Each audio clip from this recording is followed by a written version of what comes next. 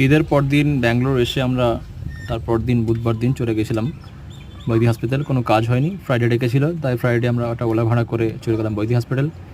এখানে হসপিটাল ঢুকে দেখি রিসেপশন এবং বিভিন্ন রকম মে আই হেল্প ইউ বিভিন্ন রকম কাউন্টার ছিল, ক্যাশ কাউন্টার। আর তারপরে আমরা এখানের দৃশ্যগুলো দেখানোর জন্য একটু ক্যামেরা করলাম। সামনে একটা মন্দির, এখানের দৃশ্য একটু পরে দেখাবো আমি। এখানে কাউন্টারগুলো থেকে আমরা চলে গেলাম ওপরে এখানে ক্যান্টিন, এখানে ভেতরের ক্যান্টিন, এখানে স্টুডেন্টরা খাওয়া দাওয়া করে, আমরাও খেলাম সেখান থেকে ভেজ রোল, পানির রোল। এবার খাবার খুব একটা দাম নয়, তবে দাম আছে একটু, এবং সেই খাবারগুলো ছিল হেলদি অ্যান্ড টেস্টি, মানে এখানে কোনো তেল ঝাল মশলা খাবার পাওয়া যায় না। এখানে আমি একটু ভিডিও করছি এই জন্য যে এই মানুষটা, এখানে একটা মানুষ প্রসাদ দেওয়া হচ্ছে মন্দিরের ভেতরে, যেখানে আমাদের নামাজের কোনো ব্যবস্থা নেই, নামাজগুলো আমরা ওখানে ছড়িয়ে ছড়িয়ে পড়েছিলাম। আর এই যে লোকটি সিজদায় অবনতি ছিল অনেকক্ষণ ধরে, দীর্ঘক্ষণ সে সিজদা করেছিল।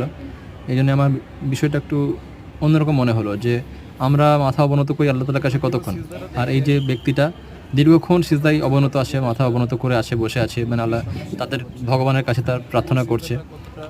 তো তাদের বিশ্বাসটা কতটুকু, তাদের নির্ভয়ে নির্দ্বিধায় এভাবে তারা ভগবানের কাছে প্রার্থনা করছে। বাট আমরা আমাদের আল্লাহ তাআলার কাছে আমরা কোনো জিনিস চাইতে গেলে দ্বিধাবোধ করি, সংকোচ বোধ করি। আমরা নামাজ পড়ছিলাম, তাও আমাদেরকে ভয় ভয় লাগছিল যে এখনই কেউ এসে কী করবে নাকি। তো যাক, আমরা সারাদিন ক্লান্ত হওয়ার পরে রাতে একটু বেরোলাম ঘুরতে। এখানে আমরা দেখলাম যে মেট্রোটা উপরে চলছে, যা দৃশ্য দেখতে খুব সুন্দর লাগছিল। এরপরে কিছু দোকানগুলো ঘুরে দেখলাম, খাবারের দোকান, কিছু খাবার আমি রাতে নিয়ে এসেছিলাম সকালে খাওয়ার জন্য, কারণ হসপিটালের ভেতরে কোনো আর সেরকম খাবারের দোকান নেই। এখানে দেখলাম যে হায়দ্রাবাদি বিরিয়ানি আছে, যে বিরিয়ানির দাম পুজো বেশি ছিল, তাই আমরা হোটেল চলে এলাম। এরপরে সকালে অপারেশন থিয়েটারে ঢোকানোর জন্য বন্ধুকে প্রস্তুত করা হলো এবং তাকে ঢোকানো হলো।